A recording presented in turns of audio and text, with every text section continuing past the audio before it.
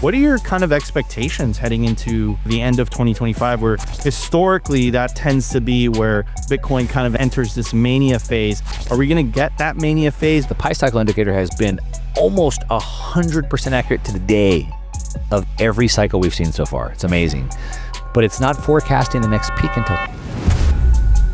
Oh yeah. Wow. How long can the big seven resist this? We know Tesla is already holding Bitcoin, so I think it's 6 out of the 7. How long could they just say, you know, we don't want to be involved? You and I, we, the people, we need Bitcoin. In order to secure our future, we need it. But as much as the corporations and the governments need Bitcoin, Bitcoin doesn't need them. I'm in Bitcoin because I want to separate money and state. Well, the reason why people buy MicroStrategy is because Yeah, welcome to another episode of Simply Bitcoin IRL. Today I'm joined with the one, the only, legendary Mark Moss, one of the best content creators I know. Mark, thank you so much for coming back on the show. Yeah, Nico, thank you. I love it. What an intro. I love that. Your creativity is always lovely to watch. I appreciate it. It means a lot coming from you, man. I've looked up so much to your content over the years, the production quality, the content, the information, the education. It's been fantastic, man. So hearing that from you definitely means a lot.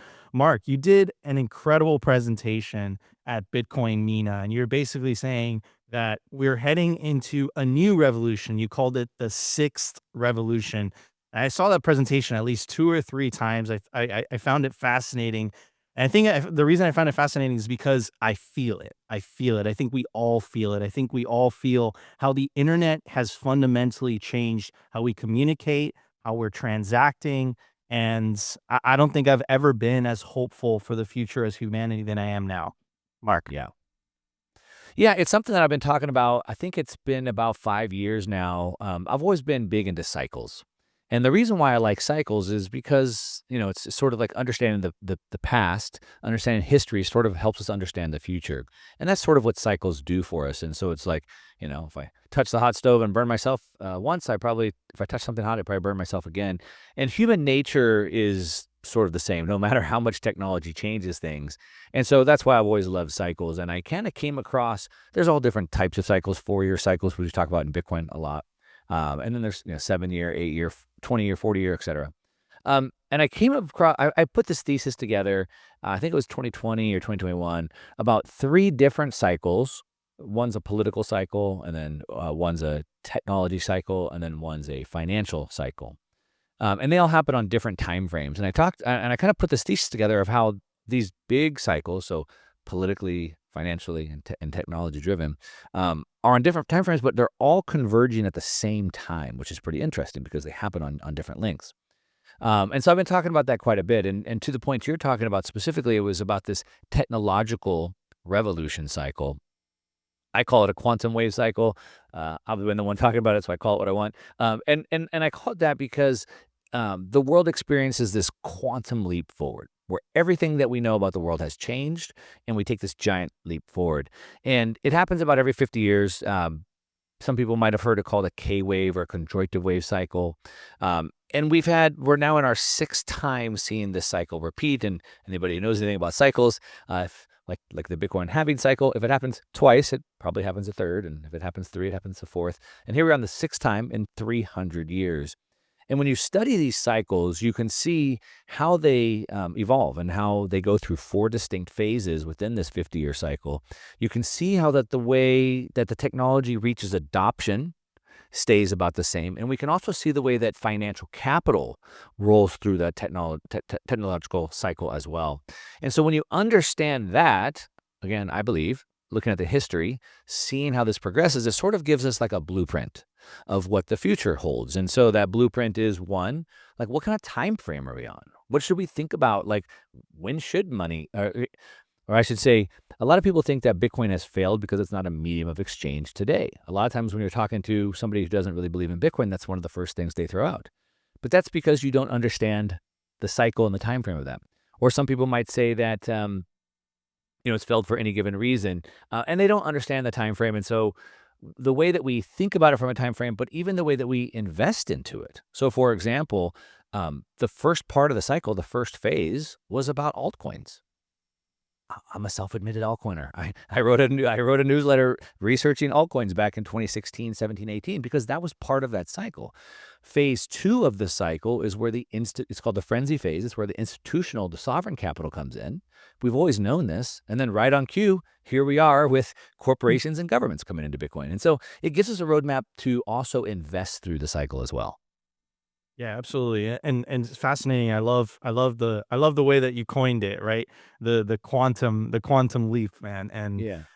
Well, it's think about very, this very for fitting. think about this for a second, just so I'll just run through this really quickly. So it started with the Industrial Revolution, and so it was the first time we had mechanized machines, and so we've only had manual, hand labor, and all of a sudden we had machines that could do the work of 5,000 men, and so all of a sudden that propelled this massive leap forward. Then we had steam engines and railways, and so now instead of having to carry stuff by mule and cart, we could send stuff across continents on a rail. And so think about how transformative that was. Think about in 1908, it was oil fuels, automobiles, and mass production. All of humanity, the whole time of history, people walked and rode horses, and now we had cars. And so these are massive leaps forward. 1971 was the birth of the microprocessor, which brought us personal computers and telecom and internet. And now we have today. And I want to talk about the opportunity aspect of it because you Yeah. did mention that this happens every 300 years or so. And we're in the midst of that. And that obviously means that there's a tremendous amount of opportunity for individuals to benefit financially from this quantum leap, so to speak. Yep. So what are you looking at, Mark? Like what, you were talking earlier on the 2016, 2017 era, the layer ones, right? Now we're heading into the institutional adoption of Bitcoin. It seems like governments are embracing it as well. I could never have imagined the US government posting from their X account, basically saying, we want to make this the Bitcoin capital of the world. Yeah. The president of the United States media company, I think, owns like $2 billion Bitcoin or $2 Amazing. billion worth of Bitcoin, like, or they have the intention to buy more. So where do you see the opportunity for individuals to really benefit from this sixth revolution? Yeah. So, yeah, what a time to be alive to see the president of the United States buying Bitcoin. I mean, he owns, I believe, over 50% of DJT Media, which bought $2 billion worth of Bitcoin. So pretty amazing, and that's worth exploring. We can dive into that. But let's answer the question at hand. Couple things. So number one, in these 50-year cycles, not only is it transformative technology that literally quantum leaps the entire world forward, but it's also the only place to build wealth. And so if we look throughout history, we know names of very wealthy, generational wealthy, successful people like the Rockefellers and the Carnegies and the Fords and obviously the Bezos and the Gates, et cetera, right? But what you realize is that each one of those came during one of these 50-year periods. So for example, over the last 50 years, the only place to really make a lot of money was telecom, computers, and internet. Now, sure, there's other stocks, but look at the Mag 7, right? In the 50 years before that, it was all about Ford and GM and GE. And before that, it was all about steel and oil and banking, right? And so each one of these periods represents this new period. And so that's what we're in right now. So number one, we're in this new 50-year period, which I call the decentralized revolution, which is really about Bitcoin and AI. I'm putting those two together. And it's important to just hit on this for a really quick second. Each one of these cycles, it's not one new technology. What happens is it's a cluster of technologies that gets sort of invented at the same time, and using them together allows us to build things that we could never have imagined. So it's the sum is greater than the parts. And so I'm calling it the decentralized revolution. Bitcoin is amazing, transformative on its own. AI is amazing and transformative on its own. But when you think about how the two coming together can create things that we haven't imagined, let me give you an example. I'm old. I was there in the early days of the internet, like in the late 90s. We're like trying to figure out how to get this computer hooked to this thing called the internet. And we had this vision of like, 96, 97, like one day we'd be able to like have these town halls online. We'd probably talk online, and one day we'd probably be able to shop online. And so the human brain can imagine better versions of what we already have. So we thought the things that we're doing now we'll be able to do online. But nobody at that time ever considered that our cars would be hooked to something called a cloud, using something called social media to navigate us around traffic. That was never a thought because we didn't have a cloud and we didn't have social media. And so it gives us this new set of building blocks to build things we can't imagine. And so now when we think about Bitcoin and AI coming together, it creates this opportunity. Now, to answer the question about what do we do to take advantage of it, I would say, first of all, yes, it's a 50-year cycle that repeats every 50 years. I had the benefit, the pleasure of getting to have dinner with Saylor in Prague, speaking of Bitcoin Prague a few weeks ago. And he said that this is a once in a 1,000-year opportunity. Because what we're doing is we're digitizing money, right? We're dematerializing it. We're literally changing the bedrock of the entire financial system. And that is like a once in a 1,000-year opportunity. So whatever you want to call it, a once in a 50-year, once in a 1,000, it's historic either way. I consider us lucky that we're born right now, right now today to take advantage of it. And I'm not 12. I'm not too young. I'm not 79. I'm not too old. I'm like right sort of at the peak of my career to take advantage of this. And so what do we do? Well, there's a couple things that we can do. Like obviously, number one, we can recognize the opportunity that's in front of us, and we can be a first mover. So we can see what's really going on, and this takes a lot of work. And so your channel is really tuned into this, so your viewers get this. But if you understand that we're literally changing the entire system, then you realize that you want to move into that new system as quickly as possible. If you knew a new development was going to be, developed, some housing development outside of town or whatever, you'd want to get one of those homes first before everybody else moved over there. And so I think understanding what's really going on, a lot of times people would say, when are you going to sell Bitcoin? But they're still thinking of the old system like they're in the fiat Mhm. system. And I put this actually on X today.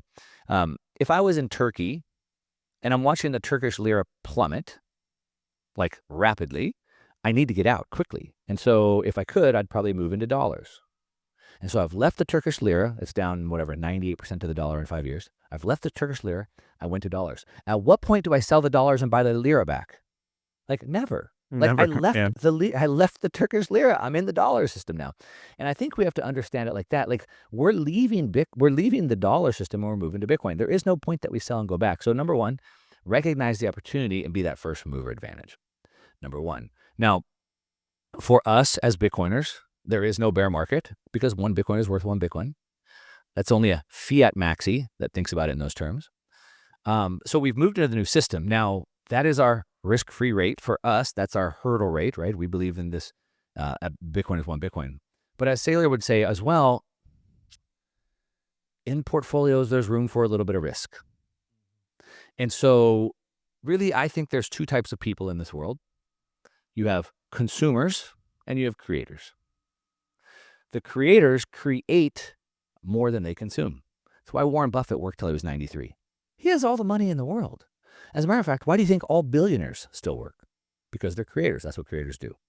And so creators will have a surplus. What do I do with the surplus? Consumer mindset thinks about trying to save. And so what happens is once I've created enough wealth for myself, then I'm probably going to want to invest in some other things. I'm going to want to help new entrepreneurs get going, and I want to build this world, this future that I envision. As terrible and supervillain as I think Bill Gates is, he is building what his vision is, right? Mhm. And so at some point, we want to then get to that level. And so there's probably some room in our portfolio for philanthropy and for risk. And then we can move further out into the risk curve. So, I've been deploying capital for 5 years now as a venture capital investor in the Bitcoin space through the Bitcoin Opportunity Fund. And so we're investing into companies that are growing, right? And I think that Bitcoin Treasuries is that next evolution. And let's talk about Bitcoin treasuries because that is what I see as every Bitcoin cycle. I'm looking at this from a Bitcoin maxi lens, Mark. You know me by now, right? Yeah, of course. Every Bitcoin cycle, there is the the thing that is outperforming Bitcoin, right? Yeah. And clearly this cycle, it's the Bitcoin treasury companies. I think Saylor set the precedent with MicroStrategy. He paid his price of tuition. I never forget seeing him on the front row, Pacific Bitcoin. Bitcoin's down like 50, 60%. I believe you were there, Mark. Yeah. And he was just stone cold committed in his belief. And then he goes through the vindication, like we all do as Bitcoiners, right? The Yeah. first couple of years you get smashed, your portfolio's down 40, 50%. And then 2, 3 years later, you hold on, you buy more, and you look like a genius in front of your family, right? And he's essentially proven this Bitcoin treasury strategy. And, this company is literally called Strategy. And Yep. that is what is happening this cycle. And I think a lot of Bitcoiners don't completely understand the phenomenon, don't completely understand what is happening, why these companies are performing the way they're performing. Could you break that down? Like, what is a Bitcoin treasury company? What purpose are they serving, and what opportunities, could potential investors have allocating some of their capital into them? Yeah. First of all, I would say as Bitcoiners, we buy Bitcoin and we put it to cold storage. There is no replacement for that. There is no second best. We buy Bitcoin and we hold it, number one. But as I said, there is some room for risk for some people if you're a creator and you've created some excess. Now, in this treasury space, I break it down into three types of companies. The first type of company is a treasury allocator. This is Tesla, right? Tesla is a company. They're a car company. They're making robots now, whatever. And they take some of that money and they allocate it, their savings, into Bitcoin. The second type of treasury allocator, in my opinion, is a hybrid. So now I have an existing business. So let's say Semler Scientific. I'm a I'm a medical company, and I'm running a Bitcoin treasury company. And so a lot of the companies that we see popping up are sort of like that. Saquons is sort of like that. Nakamoto is going to be like that, right? And so that's sort of maybe the most traditional model that we're seeing pop up right now is a business matched with a treasury company. And the third type is what I think is the most preferable way, and I'll talk about the most. The third type is the pure play Bitcoin treasury strategy, and that's Strategy, and that's Metaplanet. And really, they're the only two. And I think the company that I'm working with now, Satsuma, will be also that type of a company, a pure play company. And so what they're doing, and this is, you asked the question, what niche are they serving? What's the purpose of this vehicle? The niche that Strategy, let's talk about them because they're pioneering the strategy. The niche that they're serving is understanding that there is 97% of capital today cannot buy Bitcoin. As Bitcoiners, we're like, dude, just sell your freaking stocks and buy the Bitcoin. Yes, of course. Not everybody can do that. We have to understand that most people have money going from their paycheck into their 401k and their mutual fund and their pension or whatever it is all around the world. And they can't just do that. And so 97% of that capital is stuck buying either equities or debt. And so we have all these pools of liquidity that is basically dying. And I would just say, just jumping back a little bit, I would say that I believe both you and I, Nico, are aligned. We want to change the world with Bitcoin. And a question that we probably get asked the most out of anything is, how do we orange pill more people? How do we reach more people with this? What I've learned from being in technology a long time and deploying capital is the best products and really where you get mass adoption is when people don't realize they're using the technology, right? And so I've often thought as I'm deploying venture capital, it's like, we don't need more Bitcoin products. We need Bitcoin in more products, right? And so we have all these people who are just going passively through life. And I don't think it's right. They should wake up and manage their own money, but they don't. And this money is going into these funds and these allocators are managing that. And it's all losing value compared to the rate of monetary debasement. Bonds are not keeping up. Most equities are not keeping up either. And we have a serious epidemic on our hands where these people are not pushing enough value into the future, and they're going to have a hard time in life. As we know, here in California, there's a big homeless problem. 50% of the people going onto Skid Row being homeless are baby boomers. It didn't work for them. So how do we fix that? Well, we, of course, buy Bitcoin, but most of them can't. So we have all these pools of capital, $400 trillion stuck behind different regulatory modes and mandates.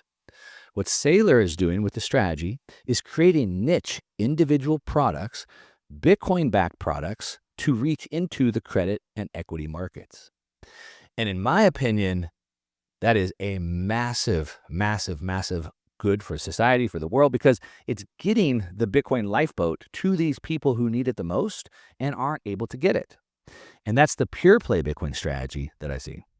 Gotcha. No, it's fascinating, and I believe that I've seen people like build the diagrams of the famous Croesus, the total addressable market, 900 trillion, and you Yeah. see, how each product that Saylor is making is tapping into each one of those things.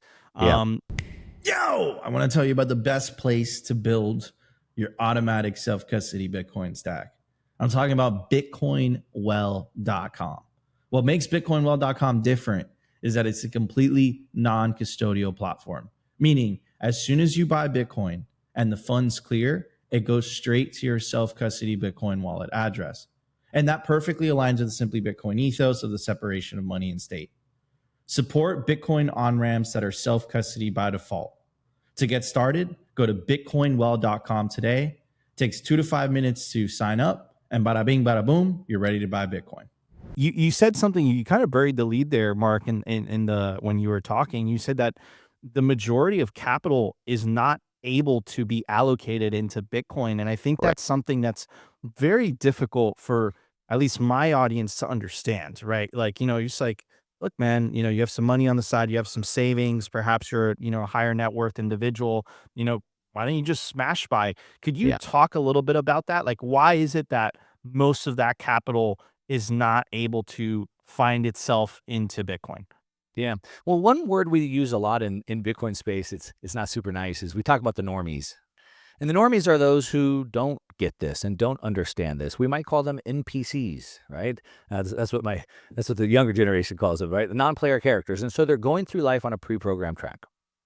Go to school, get good grades, save for retirement, listen to the FDA, eat the food pyramid, all of those things. And those people are just having their paycheck deducted every 2 weeks, and it's being invested by who knows who doing who knows what. Or now in the United States, right, we've seen the public sector grow so much, so now it's in like public pensions and things like that. And so most people don't have access to that money. Now, could they, Nico? I mean, could we wake them up, unplug them from the matrix? Could they wake up and say, I don't want to do this anymore, quit my job, cash out my 401k, pay the penalties? Yeah, they could do that. The reality is most of them won't. And so we have the majority of people in the matrix, sleepwalking through life, having their money passively invested for them through these funds. And so, as I made the case, about 97% of that money is not able to buy commodities. So the fund managers, let's say that if we can reach the fund managers, but I saw BlackRock is saying that they're going to talk to their advisors and tell them they should start allocating to Bitcoin. Sure, but most of those funds, those pensions, et cetera, cannot allocate to commodities. And so that's really the problem. Now, we have other problems as well. So a lot of these funds can allocate to equities. So like a Bitcoin ETF could reach them. But a lot of these funds are only credit funds.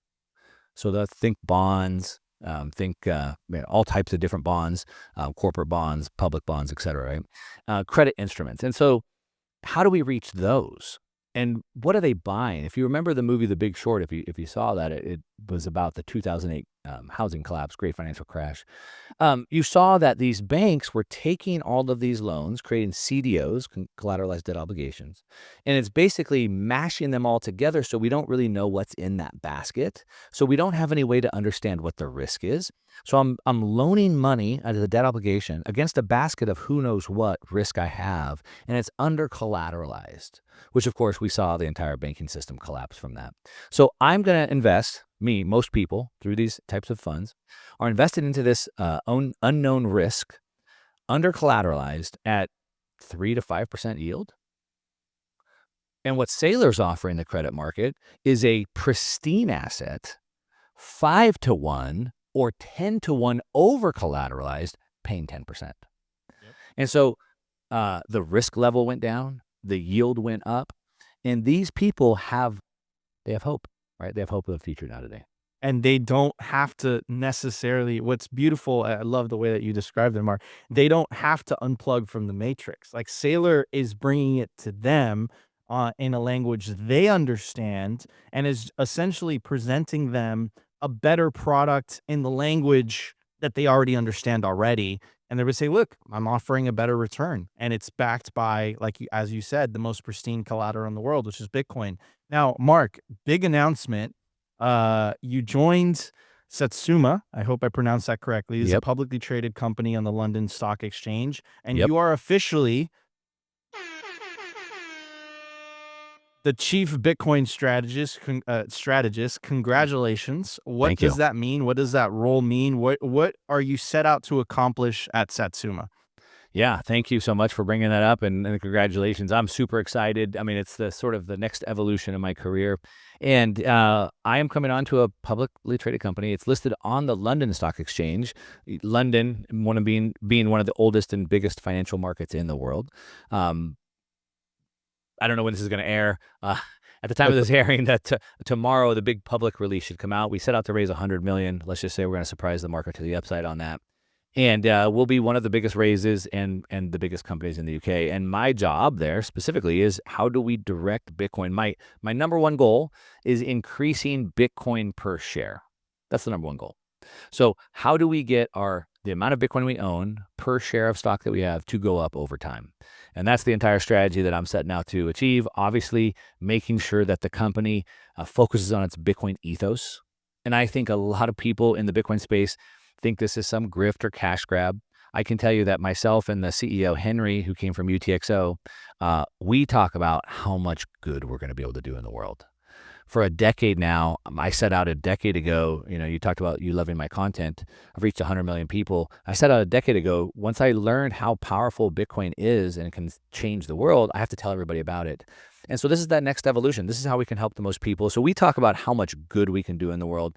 But my specific role is how do we build these products to get to these people? So how do we tap into these different pools of capital so we can continually bring Bitcoin to them, but also continue to add Bitcoin to our company so we can increase that Bitcoin per share? I mean, again, congratulations. That's fantastic, Mark. And again, you're joining. You're like in the vanguard of this. Basically Bitcoin hitting the traditional financial markets. And I do agree with you in the sense that I think it's going to bring a tremendous amount of good because, again, unlike some of the cycles in the past, there's actually a pristine asset that is backing a lot of these companies, a lot of these plays. It's not the vaporware that we've seen in the past. Right. It's real Bitcoin that is on the balance sheet, and then using the traditional markets, using the capital markets to and Saylor has done this in such a genius way, basically to leverage them to raise more money to buy more Bitcoin. Stock goes up, you kind Yeah. of rinse and repeat, and then the stock just continues to go up. And then again, a lot of people have made a lot of money out of this. And again, it's going to completely change the way the financial markets operate. And one of the things that I'm looking at the most, Mark, is how long can the big seven resist this? Right? We know Tesla is already holding Bitcoin, so I think it's 6 out of the 7, right? Yeah. How long could they just say, we don't want to be involved, right? Like we don't want Bitcoin on our balance sheet. I don't think they can do that for very long. I think eventually market forces and their own shareholders are going to put pressure on them to say, hey guys, we're going to have to follow in these footsteps because we're sitting on tens of billions of dollars worth of cash. And it's like a melting ice cube where we can literally just put 1 or 2 or 5% of this into Bitcoin, and it will actually compensate for the money that we've lost via debasement, So I don't know what your take is on that and how far away we are from that. I believe Bitcoin is a one-way street. And what that means is that you and I, we, the people, we need Bitcoin. In order to secure our future, we need it. But the same is for businesses. Businesses also should have savings at Treasury, and they also need to put that into Bitcoin to push that value into the future, as do corporations and as do governments. Governments also have savings, and they also need to preserve that. But as much as the corporations and the governments need Bitcoin, Bitcoin doesn't need them. Bitcoin doesn't need the governments to succeed, right? We've already done that in spite of it. So every company, to the point you're making, every company, every Mag 7 company, any company that wants to exist into the future is going to have to adopt Bitcoin. How much longer can they hold out? I would imagine by the end of this decade, in the next 5 years, the majority of them will have come over. I believe that we're going into a parabolic phase of Bitcoin. And a little bit of a contrarian take I would have is that while everybody's expecting the CAGR, the compounded annual growth rate of Bitcoin, to continue to diminish because of the law of large numbers, I think there's a possibility we could see the CAGR actually start to accelerate again for a bit as we go through this parabolic phase. Everyone's going to realize this by the end of the decade. We haven't jumped into the macro side, but if you look at what Elon Musk said when he left the government, when he left Doge, if you look at the pivot that Scott Bessent, the Treasury Secretary, has made, Trump has said, it's now, there's no cutting, there's no austerity coming. It is only grow our way out. That means let inflation rip. So we'll see two things happen. We'll see inflation rip and Bitcoin rip at the same time. And every Mag 7 is going to see this and come around. Yeah, I completely agree. I think it's not a question of if, it's a question of when. It's an inevitability. You can't. Mark. I think it was you that told me this, but it's basically like, operating a company in 2025 without using the internet, right? Yeah. Or it's still using a fax and the post office. Like you're gonna have to. It's gonna become just part of the financial system, and it's just a question of when do you want to get on the train, right? And we're seeing how fast it's happening. I mean, Yeah. we literally went from Saylor doing it, one company, one, to now, I don't know what it is, 280 or something like that. And it's sort of like that. It's sort of like that way, if anybody's ever seen that sort of video before where like there's like an outdoor concert and one guy gets up and dances and everyone looks at him like he's an idiot, and then a second guy dances and then everyone looks at them as idiots, and a third guy, but eventually like the whole crowd's dancing. And so Saylor danced by himself for 4 years. Metaplanet joined in a year ago, right? And now all of a sudden everyone is jumping in, 280 companies. So it's a quick pace. Yeah, I absolutely agree with you, Mark. Need liquidity without having to sell your Bitcoin? For more than 6 years now, Ledn has been the trusted choice for Bitcoin-backed lending with transparency, security, and trust at their core. I absolutely love these guys, and I personally have not only an account with them, but also a loan. And some of the key features that I love about Ledn is the fact that there are no monthly payments. You pay at the end of the term. You also have the ability to roll over the loan as well, and you could pay it back whenever you want. Essentially what they do is that they help their clients unlock the liquidity of their BTC, allowing you to HODL while still accessing the wealth of your Bitcoin. They've been battle tested with their focus on transparency, security, and trust, allowing them to build a proven track record of client success and security, helping tens of thousands of clients harness the value of their digital assets with confidence and peace of mind. Learn more about what your BTC can do for you. Check out ledn.io today. So, Mark, let's talk about because a lot of people have certain expectations for this cycle. I would say this cycle is a little bit different, just because, again, the institutional demands, the change in the regulatory environment, the fact that Trump won that last election, regardless of your politics, like it was very, very good for Bitcoin from a regulatory perspective.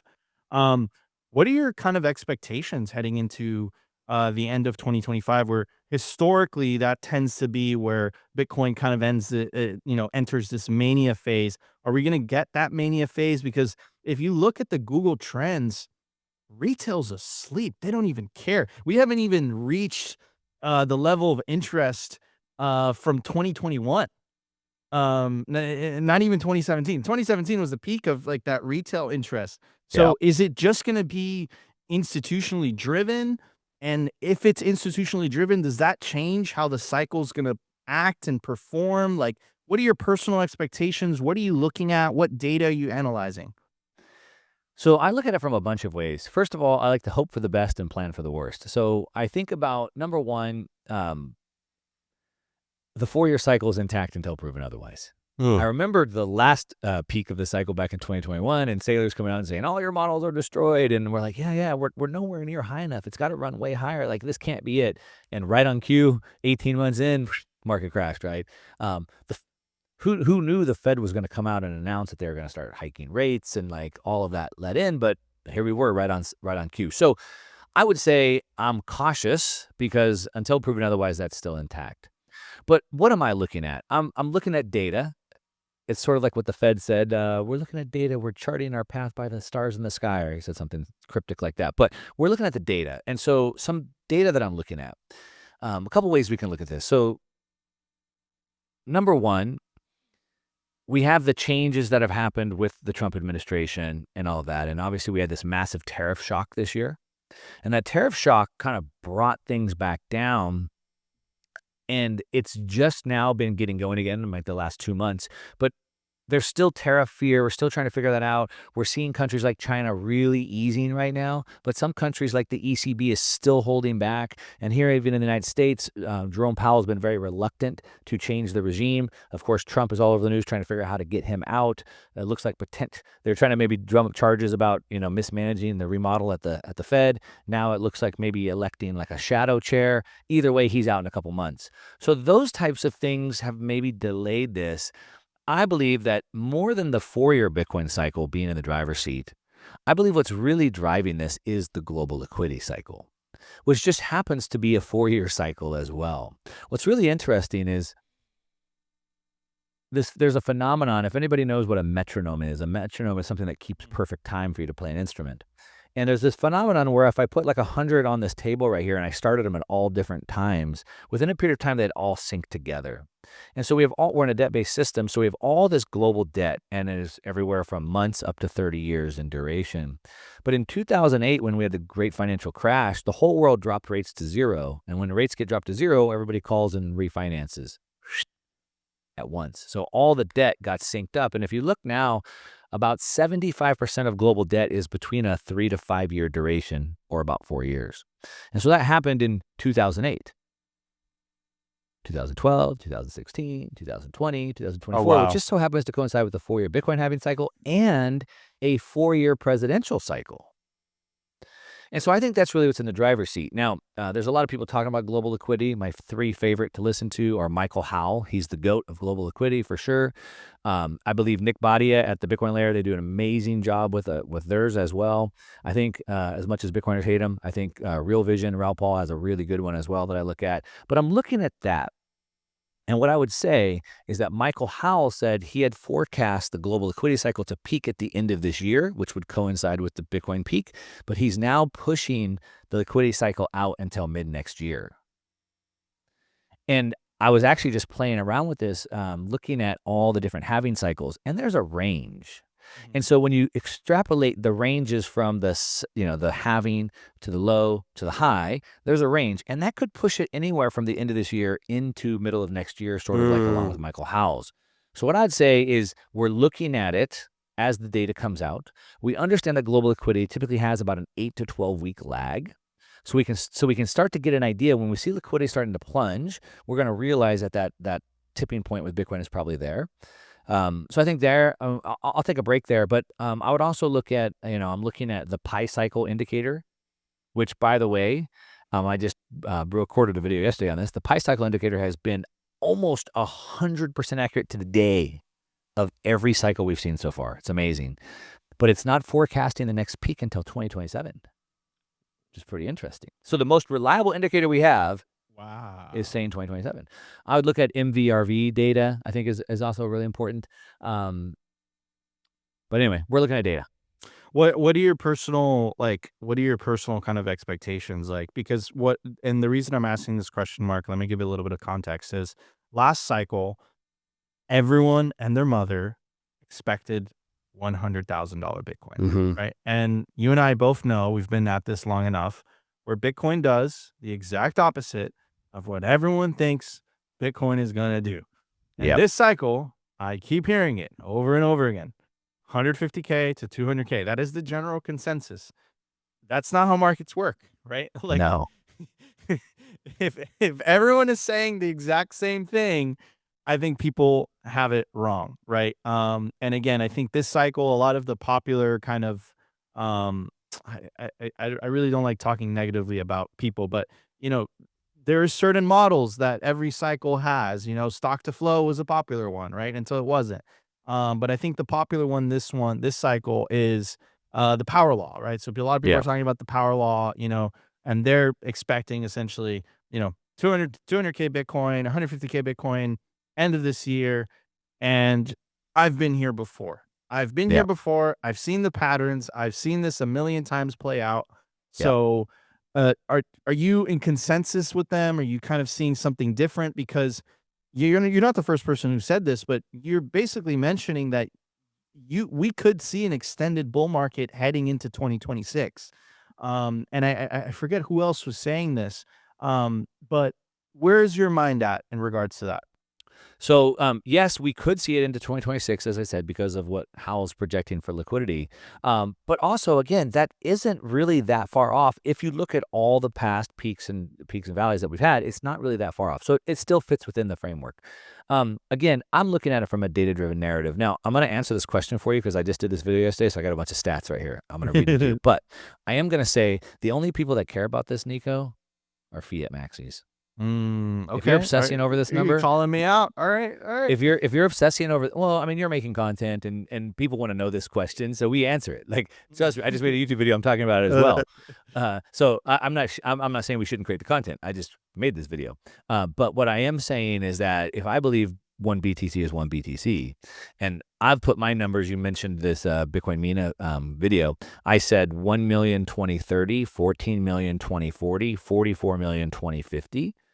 I think in those time frames, I'm not trying to think about this cycle, but let's answer the question. So if we look at the data, we can sort of extrapolate what that means to us in the future. And we have a range. We have like a bear case and a bull case, right? So the most reliable indicator we've had so far is the pi indicator. So what is it telling us? Number one, it's telling us it's not predicting a top until January of 2027. And it's putting the peak at 395,000. Now, this is what it's telling us. It's been extremely accurate, the most accurate. It would mean that we would have to see Bitcoin sustain $200,000 for months to get to that level. All right. So that's what the pi cycle says. 395, January 2027. If we look at the MVRV ratio analysis, so that's market price versus realized price. It's one of the most used indicators on on-chain data. What the MVRV is telling us on the conservative case, maybe call it the bear case, is 140, and the bull case is 200. Now, these are moving targets because if these use, momentum indicators and on-chain data. So if, for example, we start seeing, like, let's say all these treasury companies that made these announcements over the last couple of weeks, all their buys start coming in Q3, it's going to push this. So it's hard for us to predict today, but it looks like somewhere in the 140 to 200 range would be for this cycle. Another way that we look at this, and this is for my technical analysts out there, I don't put a lot of weight into TA, but for those that do, we use Fibonacci extensions, right? So those are mathematical formulas that would set resistance and support levels. If we look at it from those, we can see 170 is the base case, with 220 being like an aggressive upside. And if we look at all of those together, I mean, it's basically 140 to 220. I know it's a big range. People don't like that. But that's where I'm kind of thinking. Again, I'm trying to think of hope for the best, plan for the worst. I'm thinking like a 150. I don't want to set myself up for disappointment, so I think somewhere in that range. But that's what the data is telling us. Now, I have one more for you, and then I'll take a break. But what about MicroStrategy? I believe that a well-run treasury company should always trade multiple times to NAV, at least 2 to 3 times NAV. I think what happens is that's a Bitcoiner lens, and it's not Bitcoiners that are buying these, it's TradFi. So TradFi is not trying to beat Bitcoin. They're just trying to beat inflation or the S&P 500. So I think what I'm calling escape velocity is when we get out of Bitcoiners buying it and TradFi starts buying it. But let's think about MicroStrategy for a second. So they have 600,000 Bitcoin. Let's say that they grow that to 700,000 Bitcoin this cycle. Then we say, well, where will the price of Bitcoin be? Which I've already given you some examples. And then we look at what this MNAV premium could be. They have a 2 to 3 times historical multiplication. So that would put MicroStrategy's price somewhere between 800 to 1,300 based on Bitcoin hitting 170. So I said worst case 140, bull case 220. So if we put Bitcoin sort of in the middle at 170, that puts MicroStrategy between 800 to 1,300. Basically, 3x from here. So that's why MicroStrategy should go up faster than what Bitcoin does. But gotcha. I mean, that would make sense, right? Because if not, right, why would people buy MicroStrategy in the first place, right? Well, the reason why people buy MicroStrategy is because they're trying to beat the S&P 500 or inflation.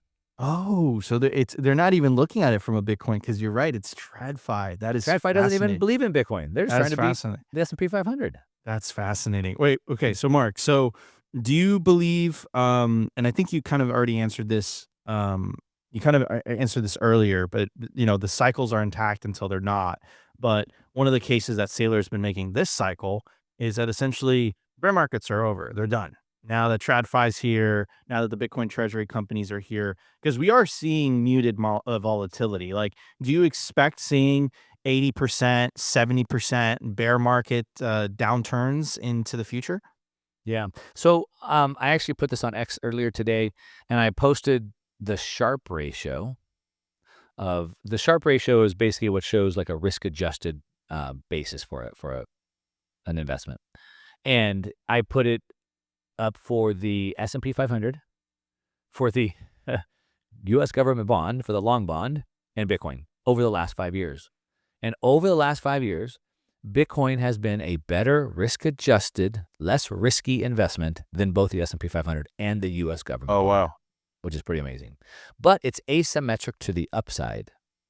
Now, to answer the question, one, there's always a downturn. There's never been an asset in the history of the world that moves up in a straight line or down in a straight line. So, of course, we're going to go up and down. We know Bitcoin typically has 25% drawdowns. That's not a bear market for Bitcoin.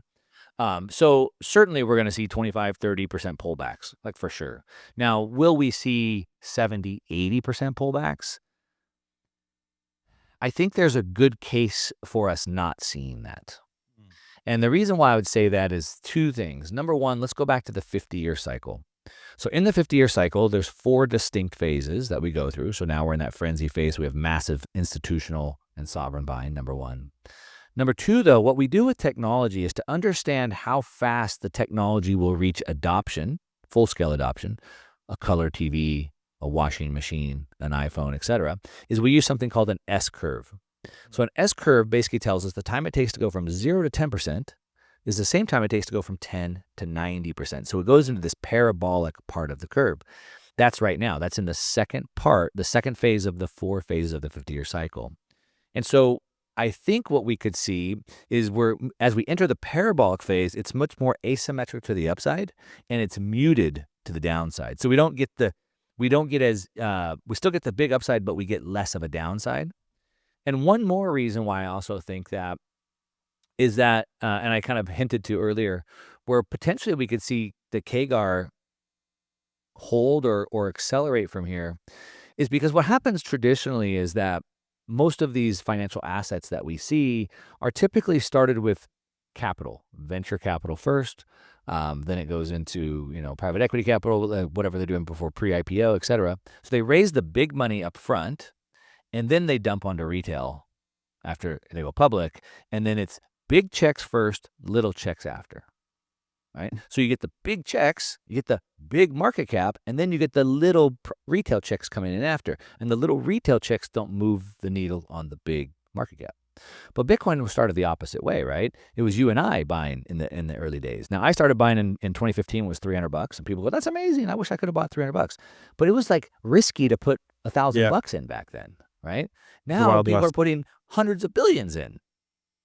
And so what we saw with Bitcoin was the opposite. It was started with retail, with small checks, $300 checks, $500 checks, thousands of dollar checks. And today, now we have the billions, the sovereigns coming in, tens of billions, hundreds of billions. And so it's possible that because it worked the opposite way, now the big money's coming in and potentially CAGR could start to accelerate a little bit. And then eventually it'll dwindle back down. So for those couple of reasons that I've given you, I do think it's probable. I think it's probably my base case that we don't see the 70, 80% drawdowns of the past. Maybe it's more muted down to like a 50% level or something like that. But it's going to come. And it's interesting, and I agree with you too. I don't think the bear markets are done for good, but I do agree. It would be very difficult for me to see an 80% drawdown. I agree with you, Mark, 100%. And it's interesting. Let's touch on one more piece real quick, because Sure. I made the case earlier. I believe it's the global liquidity cycle that's in the driver's seat. And so we really have to be watching that. I already made that statement. So what do I think about that? Well, what do I think about that in regards specifically to the United States and the US dollar and the Trump administration? He wants to let this thing run hot. This is what they're doing. He is going to get Jerome Powell out next year. He wants to lower rates to what, 1.5? He's going to ignite a firestorm. Yeah. And that is going to unleash a liquidity wave that we're maybe not really prepared for, number one. Number two, what I'd say is in the United States specifically, but the rest of the world is about the same boat. In the U.S., we're running $2 trillion deficits, right? We're spending $2 trillion more than we're bringing in, an incredible amount. When we think about recessions and we think about liquidity drying up, a lot of times people go back to, what about the 1940s and the 1970s and 2008? We're in a different regime today. At the point, as Ledn would say, in fiscal dominance, the markets are being driven by the Fed. It's policy, right? It's policy per the secretary, the Treasury Secretary, to now let this thing rip. That's the policy. And so if you understand that the fiscal spending is what's driving the markets, then I would almost think that the only way we get a recession, liquidity drying up, is by choice, by policy choice. They have to change the policy to now restrict it again. And I just don't see that happening. Yeah. And I want to ask you too, because you're talking about the Fed, Mark, on X these last couple of weeks, Trump has been extremely vocal about Powell, and so has the Bitcoin Senator Lummis. I had the pleasure of being able to speak to Caitlin Long a couple weeks ago, and she was basically making the case that they're not acting in a neutral fashion; they're acting political. So what is your thoughts on that, man? Like, because, the Fed is supposed to be this independent entity. It's supposed to stay out of politics. But I think the last, I would say 3 years since really the beginning of Operation Choke Point 2.0, it has clearly shown that it is not a neutral institution. It's a politically motivated institution. I understand where they're coming from, what the incentives would be for them to make those types of decisions, but it's a little bit unprecedented, wouldn't you say? I want to give a shout out to our partner, Sat123.com. Sovereignty isn't just about your money, it's about your communications too. When the grid goes down, most people go dark. Cell towers fail in hurricanes, cyber attacks, and blackouts. But satellite phones, they don't rely on local infrastructure. Iridium has 77 satellites in orbit, giving you a direct line anywhere in the US, even offshore. If you hold your own Bitcoin keys, you should hold your own comms too. Sat123.com also has everything you need to start building your Bitcoin citadel. Starlink, battery backups, Faraday bags to protect your hardware wallets, and much, much more. It's a one-stop shop for anyone serious about resilience and off-grid independence. Stay connected, stay independent, stay sovereign. Go to sat123.com/simply today and use promo code SIMPLY to get 15% off anything on the store. Before I was a Bitcoiner, I was a gold bug. And I was standing behind Ron Paul, figuratively chanting "in the Fed." And I'm here for it. I'm in Bitcoin because I want to separate money and state. But of course, ending the Fed. But when I think about separating money from state, what I'm saying is I want to take away the state's ability to print money. Yes. Of course, the state's always going to need money, which is why I don't care if they use Bitcoin. I want to take away their ability to create money. But I also understand that getting rid of the Fed today would be disastrous. You can't just do that today. It's a process that we have to go through. And kind of going back to the Fed that we have today and being politically motivated, I think it's always politically motivated because the government has policies. And so the Fed is supposed to help accommodate those policies. So it's always somewhat politically motivated. We are seeing it seemingly extremely motivated today. And really, this is Trump's MO. If you go back to his first term, he constantly harped on the Federal Reserve to lower rates, lower rates, lower rates. He's a real estate guy. He understands the benefit of having low rates. And so today he's been very abusive, verbally abusive to Jerome Powell, who he calls him too late, right? And all these other nicknames that he has. And And so Jerome Powell, probably to your point with the Operation Choke Point, has been overly political, in favor of the Biden administration, and potentially maybe even still being somewhat, maybe working against the Trump administration, if you will, when it seems like he should be more accommodative right now. So maybe Jerome Powell is being politically motivated to not work with the Trump administration, but then you would also say, well, Trump is also trying to replace the Fed chair to work with his political favor. So, I wouldn't say it's unprecedented to answer your question, Nico. I think it's always been politically motivated. Each of these administrations have their own set of policies they're trying to enact. The Biden administration apparently was trying to shut down cryptocurrency and our freedom to transact. And the Trump administration wants to open that back up. But yeah, it's not unprecedented.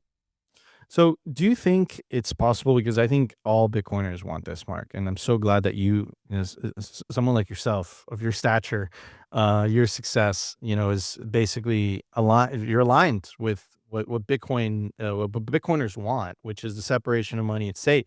And we don't want that just for political reasons. We want that because we inherently know that as long as the state has the ability to print money, it's going to continue to get bigger and bigger and bigger and bigger and bigger and bigger. And then that inevitably encroaches on freedom, right? And I Yep. think that's what a lot of the symptoms that we've been seeing over the last, 10, 20, 30 years is because of this Frankenstein administrative state that continues to grow. Unelected bureaucrats that are accounted to nobody, that stay in office, keep their jobs regardless of who's in power.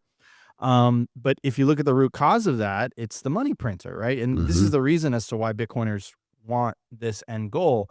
My question to you is that possible? And the reason I'm asking you that is because now that we've seen essentially the proliferation of stablecoins worldwide, specifically in developing countries, and now stablecoins being I'm not going to mention specific ones, but being some of the largest buyers of US Treasuries, doesn't that continue the fiat system and like kind of continue this,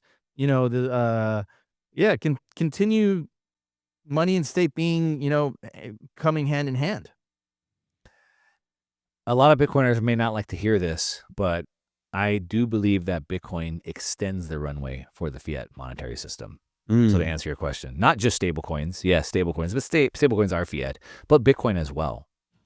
And so I just did a video talking about this, and if I made the case that I believe both Trump and Besant want Bitcoin to rip way higher than most people can even fathom, way higher than those numbers I just gave you. And the reason why they want those numbers to rip is the same reason why it extends the dollar's life. Well, I should say they want it to rip so it can extend the dollar's life. So what do I mean by that? You're well aware, I'm sure most of your listeners are, that all governments, especially the United States, is stuck in a debt doom loop, right? The rate at just covering the interest, which is why Trump wants the rates down, just covering the interest alone is unattainable for them.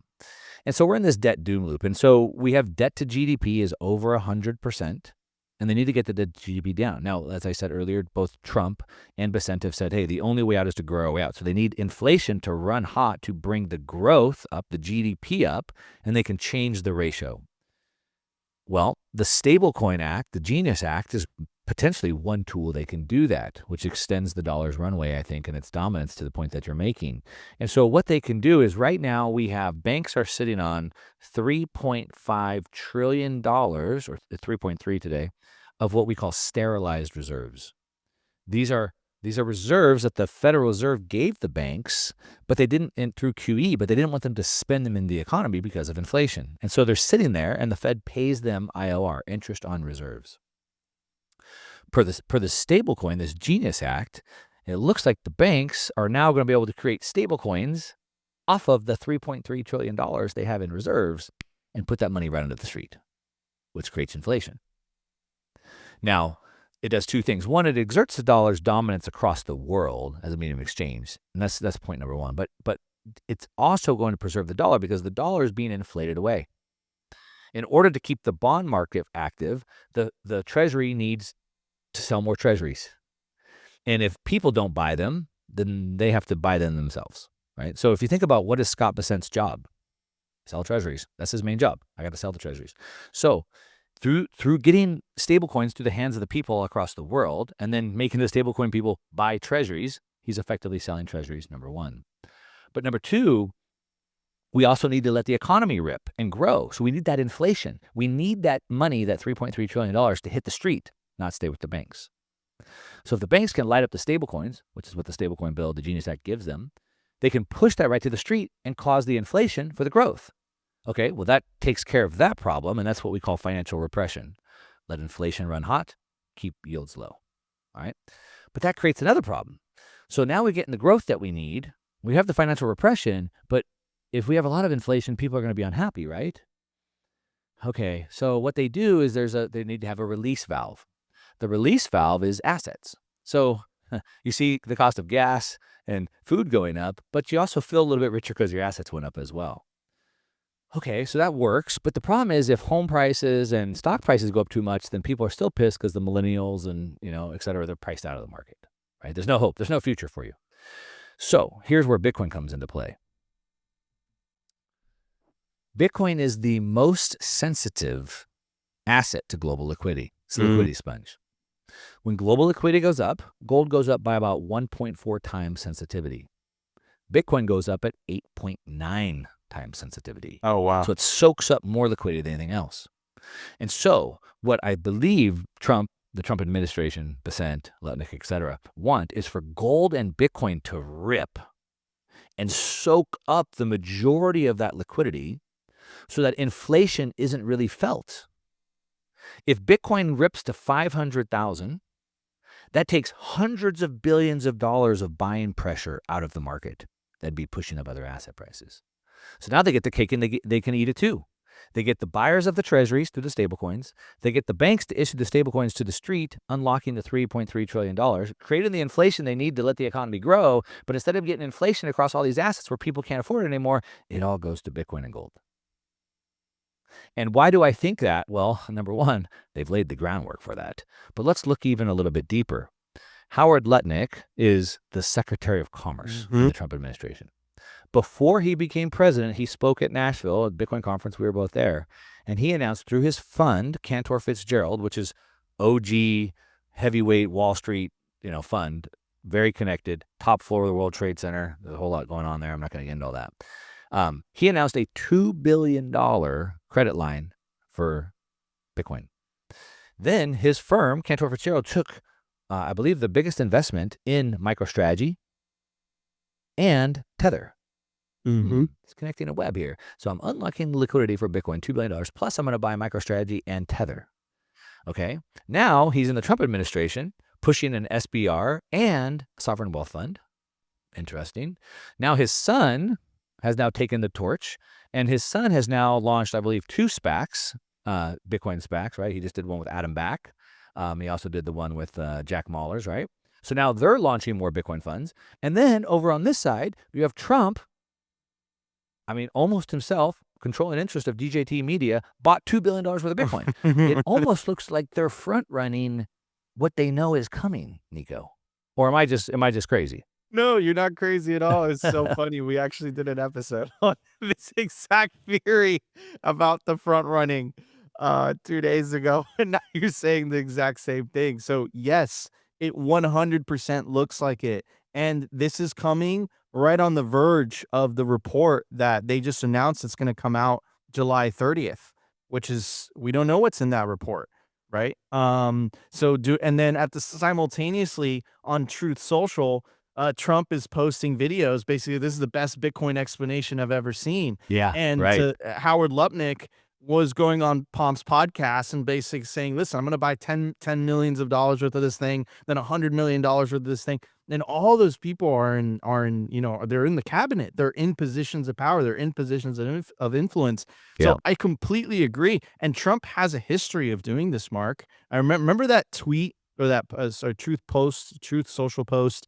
It was the beginning of this year where he was like, make sure to buy. It's going to be a good week. And then he changed the announcement on the tariff, and then equities pumped like 20, 30%. Yep. So it's all there. I don't think this is speculation. I think you're just connecting the dots, bro. Yeah. But you also the mechanics of why they want Bitcoin to go so much higher. Yeah. And it's interesting because I always thought the US would be the last to come around because they have the most to lose, as the dollar is the reserve currency of the world and it's threatened by Bitcoin. But now all of a sudden I see it in a way where this would actually preserve the dollar. It can exert its dominance through stablecoins, and then by soaking up the inflation, it can allow the dollar to continue for much longer. And then they get fabulously rich because they front run it. Yeah, it's all coming together. It's all coming together. Well, Mark, we are at the top of the hour. Do you have any last words for our audience? Any words of wisdom? What are you most excited for next couple years? Mark, the floor is yours. You know, the words of wisdom I'd give is that I just see, I get 5,000 comments a week across my platforms, and I just see that most people are never going to make it because they're not able to think critically. And so I would just urge people to learn how to think critically. And so number one, realize that there's no black and white. Things can be good and bad at the same time. Understand that there's nuance to all of these things. And so when you have this very rigid mindset where you're, convicted in your own ways, but without all the information, you miss what's really going on. Because this is, as we kind of started the show with, this is the biggest opportunity in 1,000 years, at least 50 years. And we're here right now. We can take advantage of it. And if your mind is too closed off and unable to think about different things, even if they challenge your thinking, then you're going to miss it. So that's probably the biggest thing I'd encourage people. And what I'm excited for, I am going to be speaking over in at Bitcoin Asia in Hong Kong here next month. I'm super excited about that. So check that out. Satsuma, big news coming out this week on that. Check that out as well. Love that. Well, ladies and gentlemen, Mark Moss, Chief Bitcoin Strategist at Satsuma, partner of the Bitcoin Opportunity Fund, and of course, the host of one of my favorite YouTube channels, the Mark Moss channel. Go give him a follow. You probably already are. Thank you guys so much. Smash the like button. Consider subscribing. See you guys later.